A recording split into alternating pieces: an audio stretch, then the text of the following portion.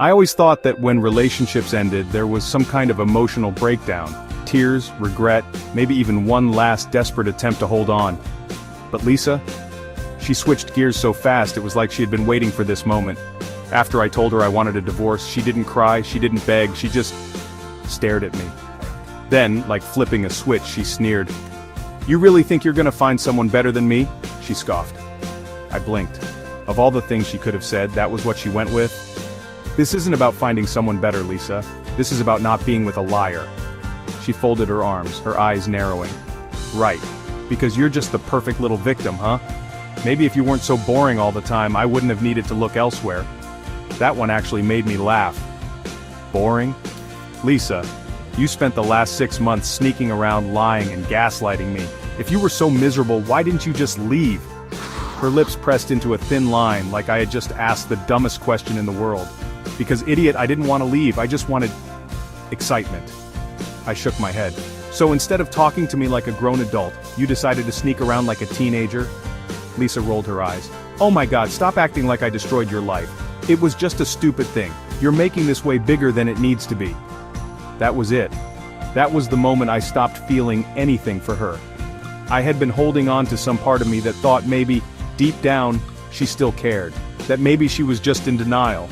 But no, she knew exactly what she was doing. And she didn't give a single damn about how it hurt me. And if she wasn't going to treat this like it mattered, then neither was I. "All right," I said, my voice eerily calm.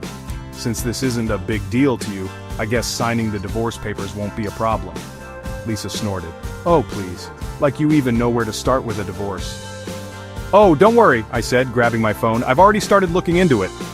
That wiped the smirk off her face. "What? Wait, you already—" She blinked, shaking her head. "You're serious?" "Dead serious." Her jaw clenched, and for the first time I saw real panic in her eyes. Because Lisa was comfortable. Our marriage had given her stability, financial security, a nice home, things she didn't want to lose. She had been treating me like an option, thinking I'd always be there no matter what. But now, she was realizing she had overplayed her hand. She scoffed. "So what, you're just gonna throw away everything we built? Over one little mistake?" "One little mistake?" I repeated. "You spent months lying to me, months gaslighting me, and when I caught you, you tried to turn it around on me. There is nothing left to save here, Lisa." She bit her lip, her hands curling into fists. "You're making a huge mistake." "No, you made the mistake," I shot back. "I'm just making sure I don't waste another second of my life on someone who doesn't respect me." She let out a sharp laugh. "Wow, you're actually doing this. You're actually gonna throw your whole life away because I kissed someone else." I smirked. "No, I'm throwing you away. Big difference."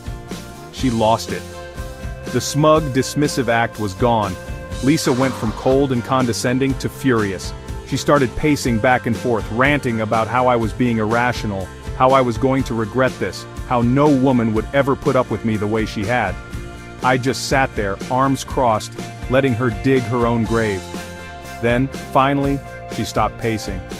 She took a deep breath, squared her shoulders and said, "Well, if you want a divorce so badly, fine, but don't expect me to make this easy for you." I shrugged. "Didn't expect you to, but at least now I know exactly who I married." And with that I walked away. Because for the first time in a long, long time I was free.